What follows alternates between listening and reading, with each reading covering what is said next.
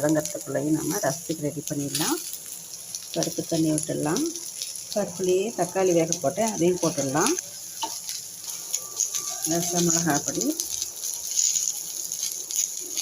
உப்பு, மஞ்சப்பொடி எல்லாம் போட்டாச்சு. நல்லா கொதிக்கட்டும். ரசத்துக்கு போடும்போதே உப்பு, மஞ்சப்பொடி, மிளகா பொடிலாம் குழம்புக்கு எடுத்து வச்சிட்டிங்கன்னா அதையும் போட்டுடலாம்.